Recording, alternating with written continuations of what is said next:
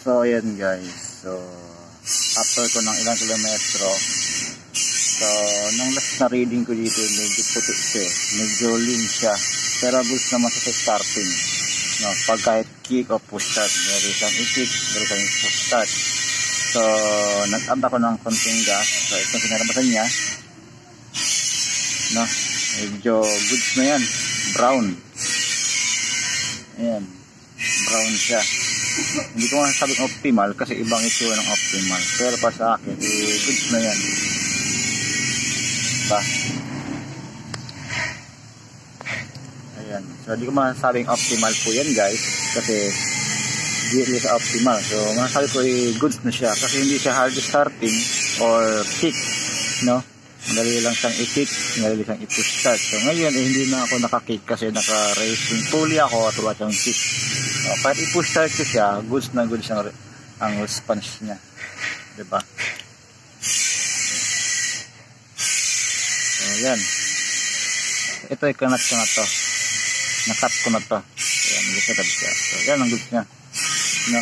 Iba rin po kasi yung optimal na kulay, talagang brown na brown, chocolate brown. Ito ay sakto lang to, masasabi kong goods, no? So yan guys, ako mag-reading guys, tuloy-tuloy yung ano ko dito, pag-reading ko sa kanya, kumbaga panay adjust ako sa kanya. Lagi kong hinahanap yung tamang sunog at tamang response ng makina, no? Pag nag-kick ako, pag once na alam kong hirap siya i-kick, mga 2 kick o 3 kick bago umandar, sabihin na may kulang pa. So ito guys, madali na lang siya buksan, hindi siya nahihirapan, no? So dito lang yan guys, nakakabit guys. So sa pagbalik ng spark plug guys, huwag masyadong mahigpit. Pag alam nyo na matigas na siya, huwag nyo nang i-second pa. So sakto na yun, no? Tama na yun. So napakadali lang magtono guys, basta magtsatsagaan lang kayo, no?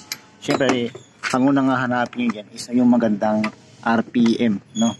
Yung quick response agad ng RPM nyo. Pag nag-revolution kayo, magre-response agad siya. Yun ang unang hahanapin nyo guys, no? Huwag kayo babase doon sa sasabihin nila na ilang ikot, kasi minsan hindi mo muna mabibili yung ilang ikot na yun guys. So need mo muna siyang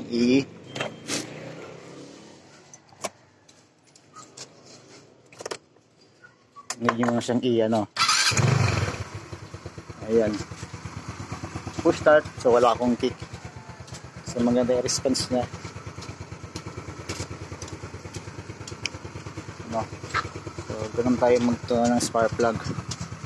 Kahit mababa yung minor, hindi siya na namamatay. Pero pag gusto sobrang baba na talaga ng minor niya, yung as din hindi na makaikot yung magneto, talagang mamamatay yun. Pero kung pababaan na ng minor guys, lalaban tong passion to, no?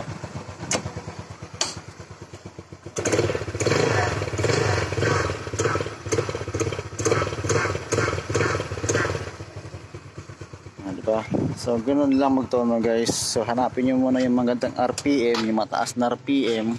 Itaas nyo muna yung minor ninyo, tapos bago nyo hanapin yung magandang RPM, yung mataas na RPM. Pag mataas na yung RPM nyo, sa kanya babaan yung minor.